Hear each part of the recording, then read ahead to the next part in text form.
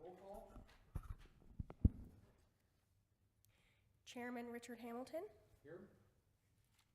Vice Chairman Peter Profit,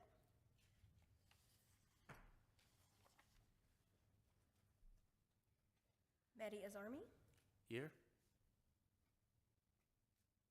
Doug McKee, Dan Renner, Rex Ruge, Here. Keith Walker,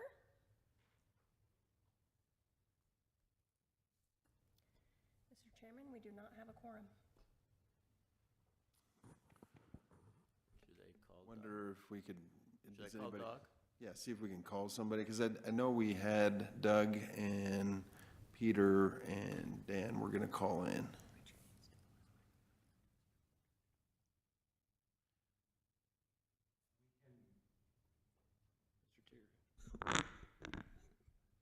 Is that better?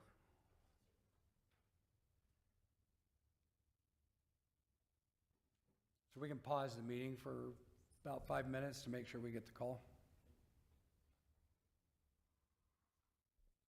Do they call into IT? Mr. Chair, yeah, they would call into the IT room.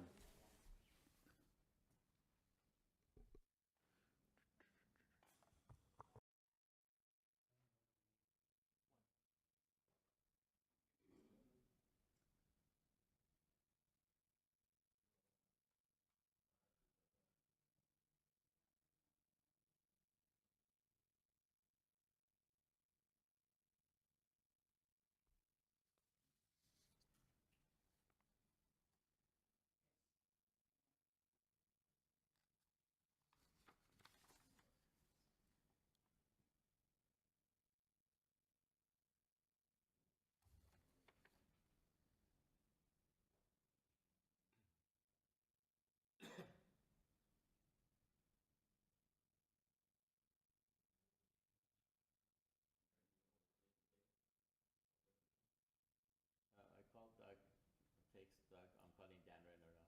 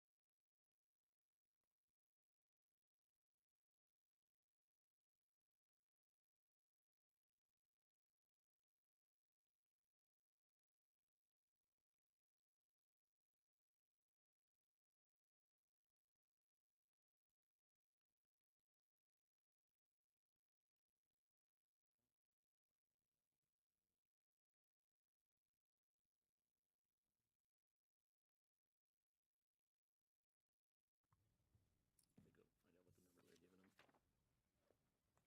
send them a Teams link, see if we can get a Teams link.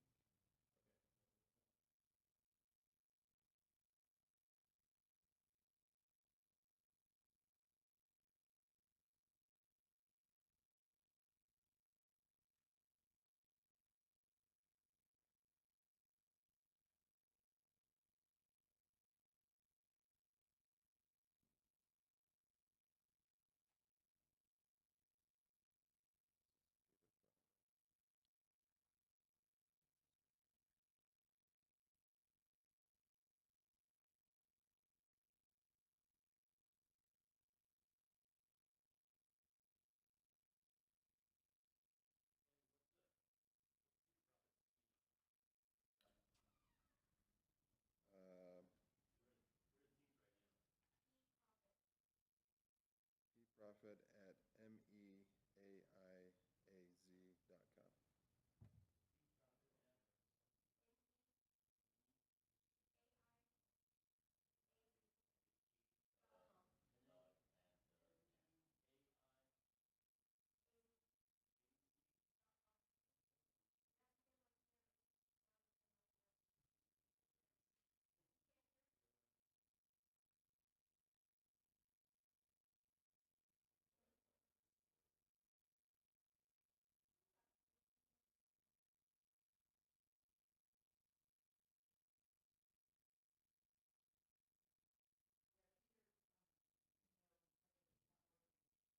I just emailed them back.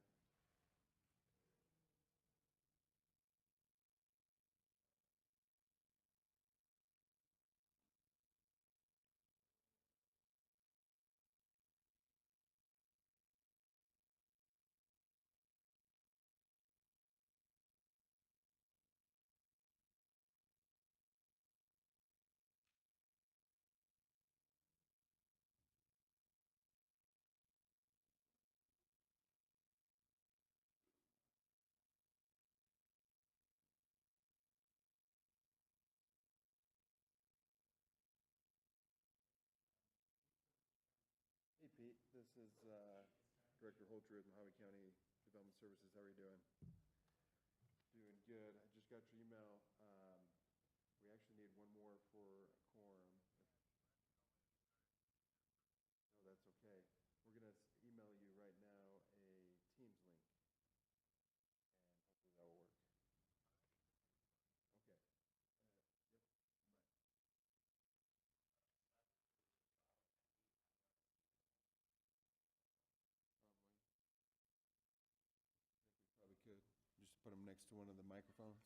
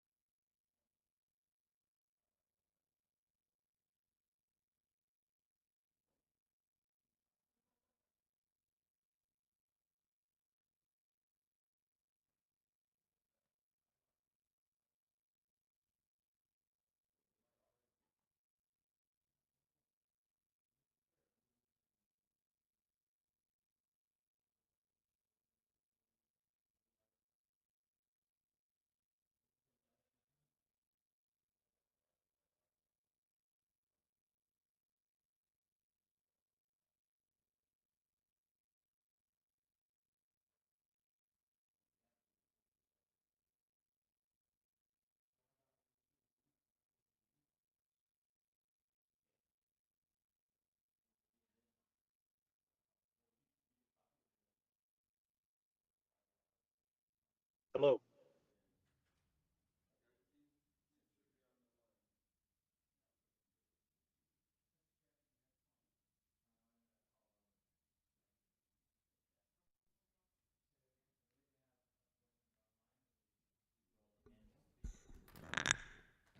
Could we do roll call one more time, please?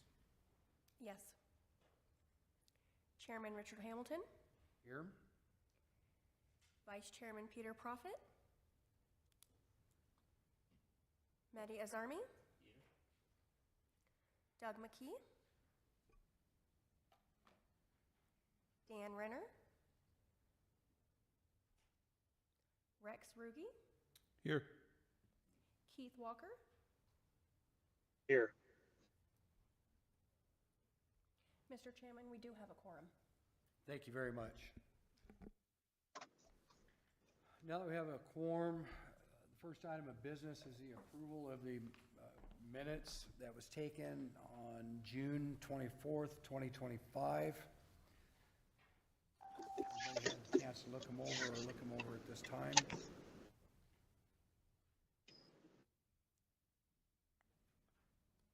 Make a motion to approve. It's been moved and seconded that the minutes of June 24th, 2025, all those in favor signify by saying aye. Aye. Aye. Any opposed?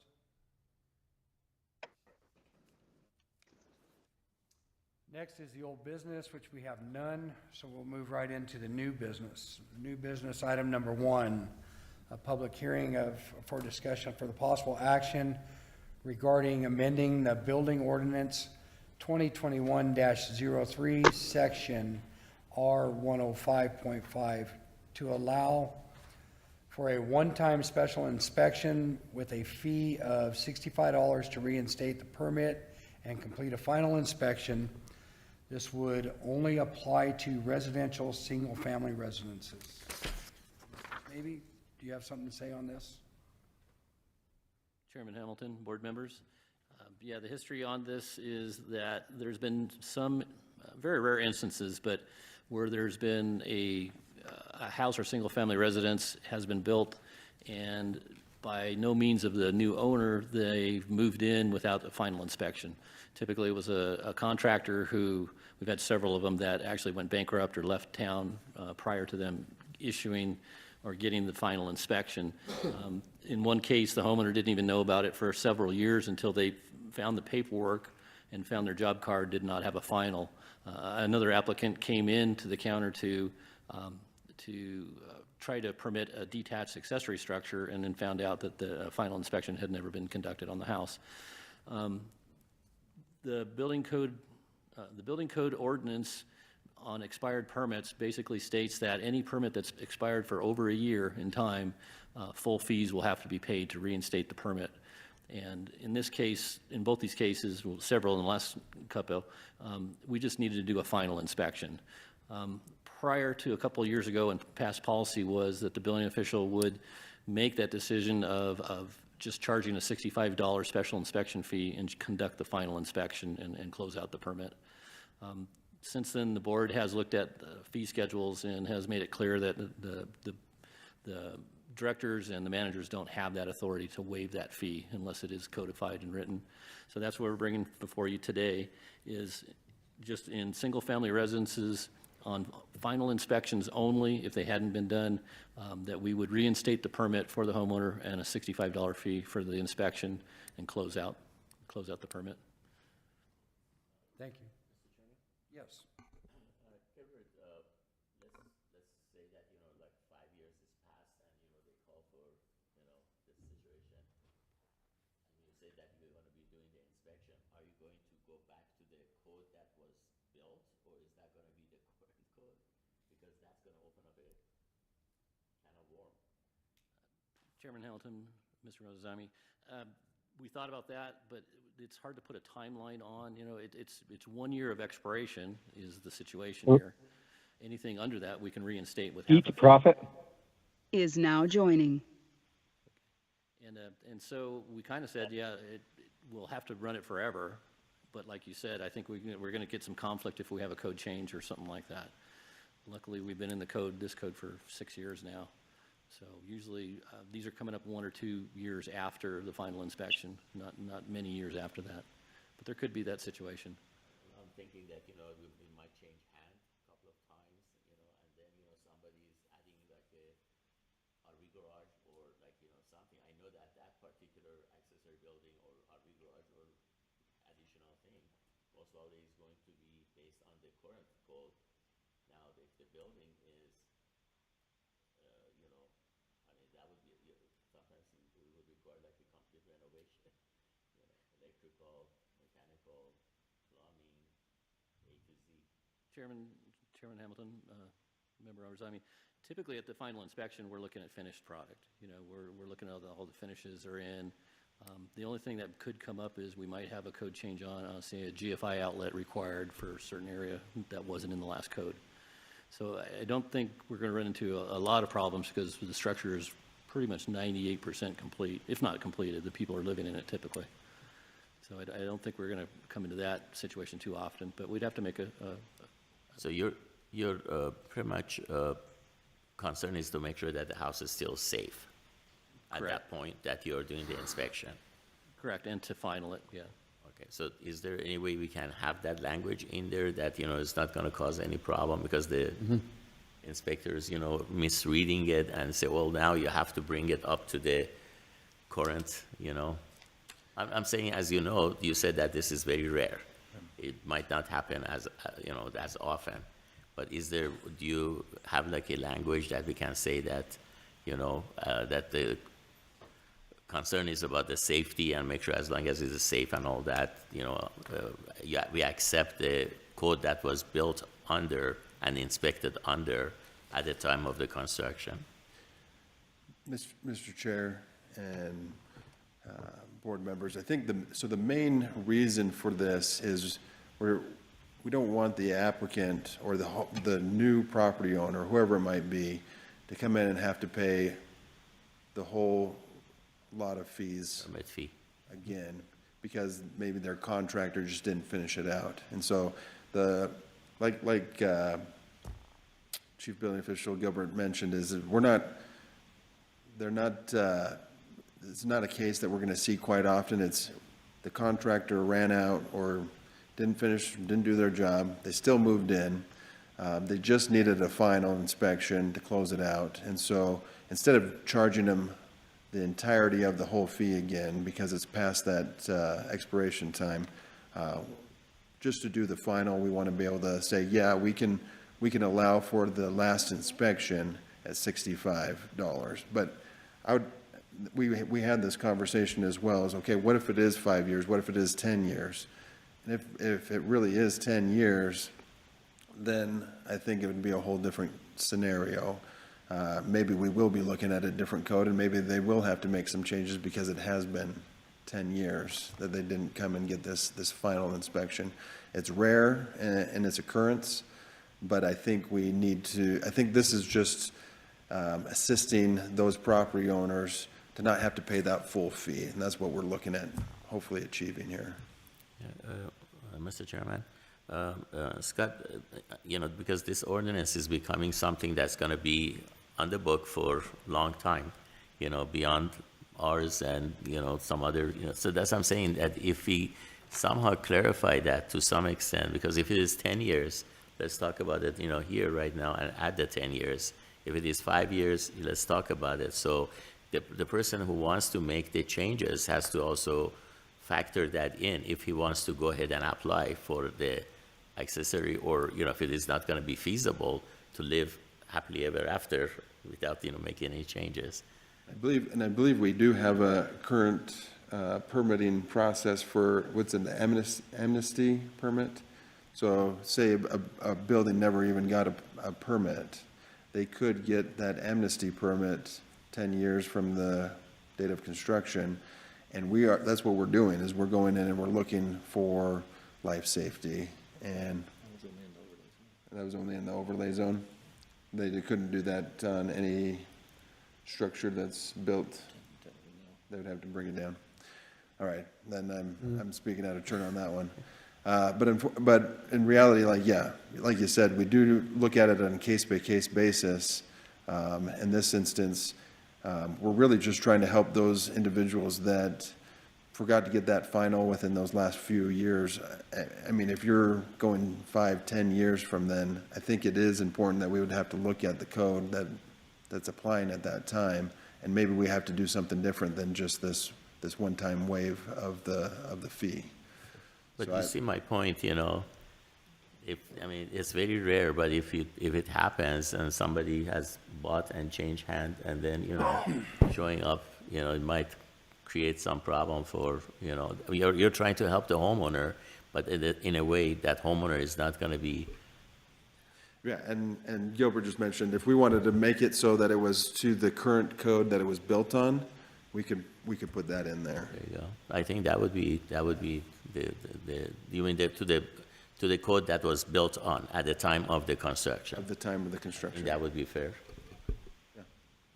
I also, I believe that's necessary because I have actually experienced this in the city, not the county, but in the city of Kingman. It got to be a big deal. It was a building that was a shell building. They went back to do, a new owner went back to do tenant improvements years later. Come to find out the original building was never finalized, and the city was going to make them go through all kinds of hoops as far as seismic primarily, to bring the building up to code before they could ever look at getting a tenant improvement permit. I mean, it held up getting a tenant in this building for years. So I do think that's an important thing to add. So, Mr. Chairman, may I ask if we could add that, you know, to the ordinance? Do we need to bring this to, can we just add that in there and then take it from there? Yeah, I think in your motion, if you wanted to add that portion to it, and we would put that in there and then bring it to the Planning and Zoning Commission. Okay, so if I may make a motion as written with the stipulation that the inspection would be done based on the code that the construction was built or single-family residential was built at the time.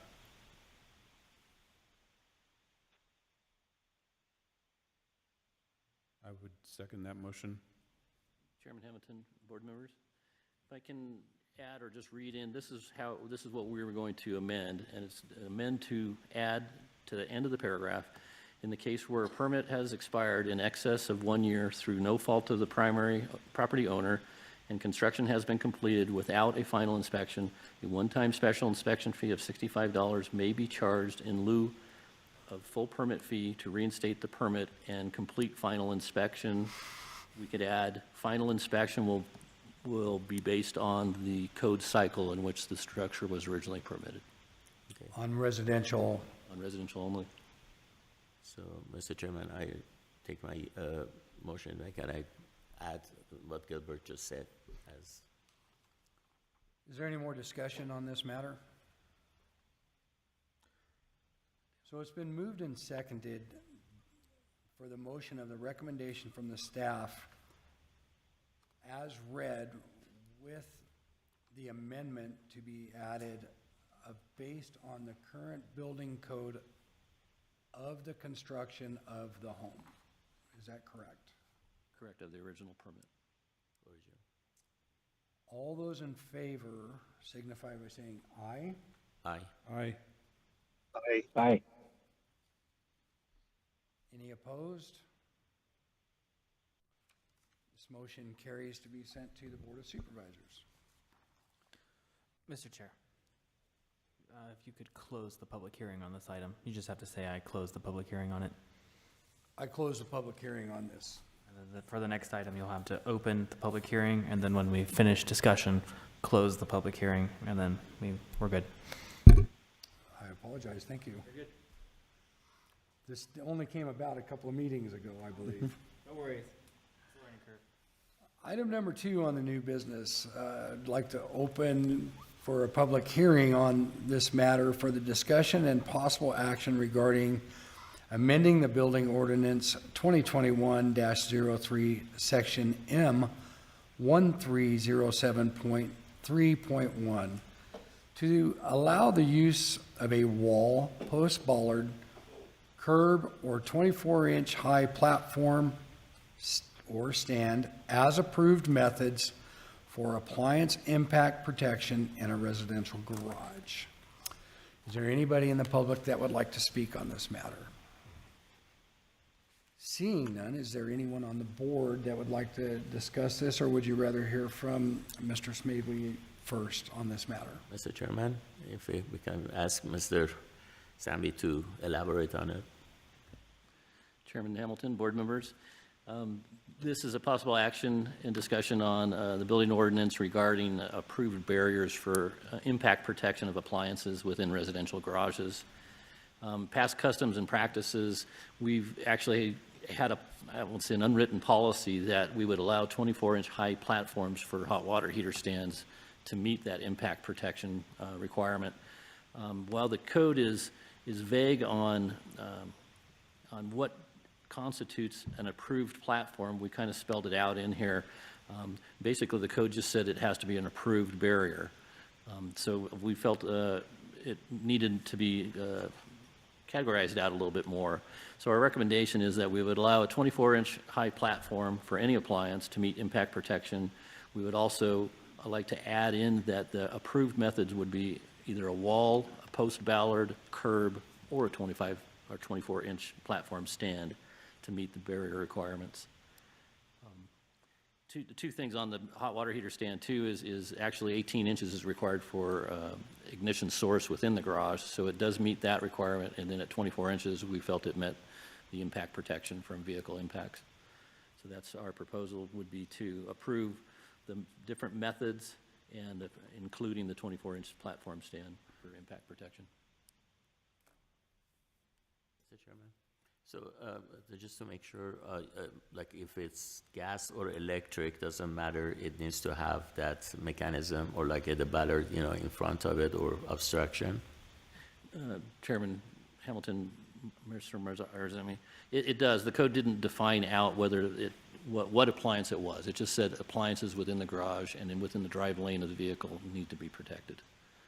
So we're just calling out, actually we're allowing or calling out what type of methods would allow for that protection.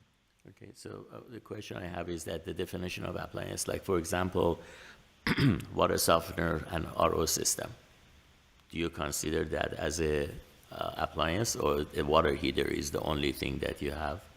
Typically, we've been looking at hot water heaters, washers and dryers and freezers. Okay. So any type of electrical or gas appliance. So the water softener and water softener and RO system is not part of it then? We haven't, but it has been brought up of could you impact that with a vehicle damage and damage? What I'm saying is that you know that in the garage normally you have the water heater in the corner, and then you have like a soft water loop to the side of it, which is not as deep as the water heater, and then you have like traditionally you have that salt tank or whatever, and then you have like the system, and sometimes right above it you have the RO. So I just want to make sure, because otherwise you have to have. Policy of the building is we've only been looking at appliances and don't consider the water softener an appliance. So it is considered as appliance or no? I'd like to add to that, if I may. I do not consider a softener, the water softener system or an osmosis system, an appliance per se, due to the fact that when we build a home, there may be a loop put in for it, but they're also run off of a 110. So it's whether the homeowner uses the loop or not is up to them. In my mind, I wouldn't see that where that would be a consideration as an appliance on this ordinance. Well, Mr. Chairman, my concern is that if it is a soft water loop is there, it's an indication of a future, appliance. So I just want, but I guess Gilbert already explained that to me, that is not be considered as an appliance. So that should not be, because in most cases, yes, I understand about the washer and dryer in the garage, but most of the time is the water heater, in the corner of the garage. And, the traditional way is like for the gas, they have like a 24 by 24 wood platform with like, drywall and things like that, that is elevated for the gas. and, you know, becoming like almost common for the electric. So what I'm hearing is that in addition to that, you need to have a ballard in front of it. Is that correct? Chairman Hamilton, Mr. Abzani, no. What we were looking at really is hot water heaters and forced air units. They're typically up on a 24-inch platform, Okay, gotcha. and that would be vehicle impact protection. Mr. Chair, to give a definition of appliance under the International Residential Code 2018, a device or apparatus that is manufactured and designed to utilize energy and for which this code provides specific requirements. So I don't believe that water softeners have specific requirements under the code. Only really water heaters would, so. Thank you for the definition. Thank you. Could I just get a quick clarification? Is there a height on the building curb? If there's a curb? We do have a handout that we've been handing out for several years, and I do believe it does have some diagrams in here of height and distance and size of ballards. As for a curb, So somebody puts in a 4-inch curb, that's not adequate? I think there is one in there. Is that like a would speed assume. bump? You know, like a parking lot? Is that, For the counties thus far, Chairman Amari, yes, it has been sufficient for the county's code of putting in the curb, if you will. yeah. And I think it's 4 inches as standard parking type curb. Correct. You could clarify that in our handout. It does Okay. have the ballard requirements and the, Just so you don't get arguments over a 1-inch curb, you know, how I put in a curb. right. So we could define that out in our handout. Well, we'd have to define ballard installation also, and in this case, this diagram is showing a 3-inch diameter steel post, ballard 6 inches away from any platform, 30 inches in height. So, I mean, this handout was defined out stuff, we can add our curb All right. in that details, I believe. And if I understand correctly, we're just really looking on the recommendation of making sure that we have it in writing as code, that the code book says, I believe we need the water heater set at 18 inches high, and we already going to 24, so we're just clarifying for our own code to go to 24 inches, correct? Chairman Hell, that's correct. It was, we thought it was in the code, it was not in the code, so it's always been just an unwritten policy, so we wanted to clarify that and have that in the code. Mr. Chairman, Gilbert, I just want to make sure I understand it correctly. So if I have a water heater in the corner of the garage, and it is sitting on a, platform drywalled, 24 by 24, with a drain and everything that is going to be there, would that be sufficient, or over and above that you need to have?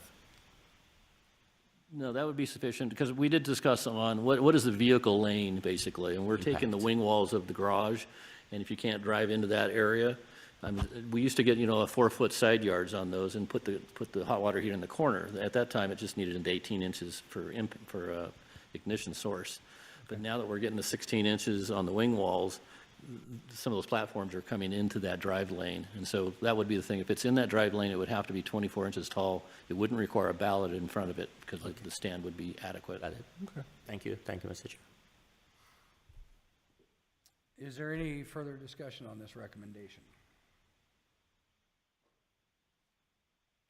Mr. Chairman, I'd like to make a motion to approve. At this time, I need to close the public hearing on this. I thought I did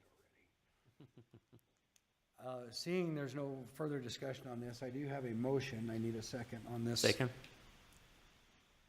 So we have a motion and a second on the recommendation on the staff to put into the policy of raising the platform for a water heater to 24 inches from 18.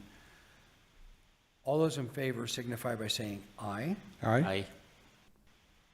Aye. Aye. All opposed? Motion carries to the Board of Supervisors. Next on the agenda, I would like to add a couple of things, if I may, real quick, before we set the date for the next meeting. Some more for the board. There's been some feedback of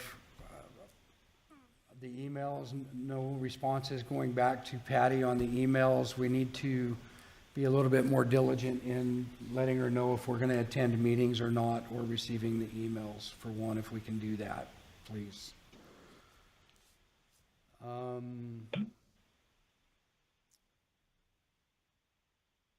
Another thing I would maybe like to throw in to add to the next meeting to staff to look at is attendance. I know that we have our 3 call-ins, and I appreciate that very greatly. But we also have got some unexcused absences. We probably need to have the staff look at and see where we're at with those as well, and look at the call-ins also to maybe get more of an attendance of it on a personal basis if we could. If we could have the staff look at that.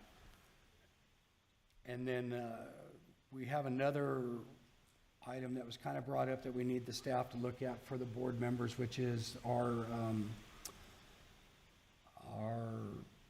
Mr. Smaby, can you help me out on this? Our bylaws, thank you very much. Bylaws and functions and duties, yeah.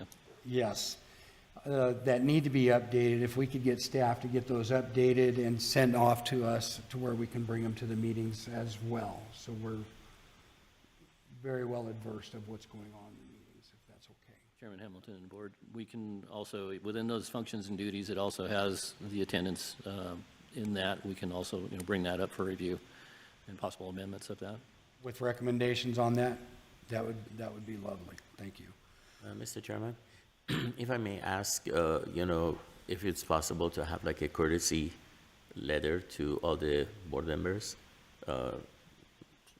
showing like, the significance of them being here and encouraging them while they're basically working on, the bylaws and, correcting that. I think that would be something maybe from your desk, if you could communicate with all the board members that how important that is, that, although we are volunteers, but I think that would be something that, would be very important, the attendance on this subject. Just like what you saw today, there were some key points that, we can discuss back and forth, and it's very valuable. Mr. Chair, I would have to interject the county attorney's office. Anything coming from any member to any other member could violate the open meeting laws. So I would encourage anything of that nature to come from staff. Okay, so I correct mine to go to the staff. So I would like to add to staff if they could recommend to the chairperson to send out a letter to the other board members, if we could, please. Chairman Hamilton and board members, I know it is customary at the end of a term of next year, it would be to identify the positions that have been ran and who is still running in those positions. I think that could be appropriate for our January meeting where we'll have new installation of officers, if that would be the will of the chair. Perfect, thank you. And with that said, I need to roll into the next item of business, which is the tentative schedule for the next meeting, which is set for January 28th, 2026. Is there any discussion on that? Does that meet most everybody's schedule? I'm fine. Yes. That works for me. It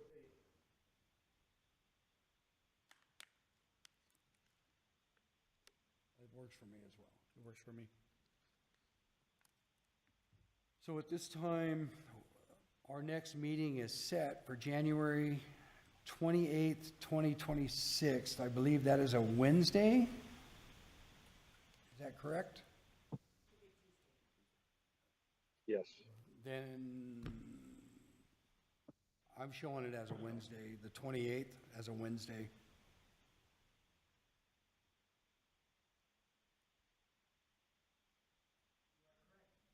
So 127 then? So I need to re-ask everybody, does the 27th work for everybody? Yes, on me. Yep. Yes, for me. That is a yes for me as well. Yeah, I that'll think work we for have me. 2 others on the phone. Does that work for you guys? Yes. Yes, it does.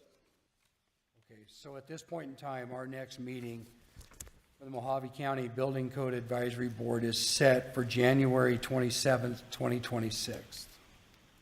Chairman Hamilton and board members, is the hour, 2 o'clock, is that adequate, or is that work with the board?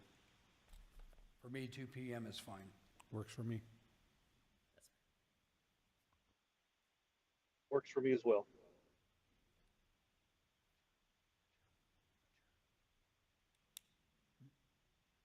I'm looking for a motion for adjournment. We don't need a motion. With that said, the next item of business is our adjournment. We will see you January 27th of 2026. Meeting is adjourned.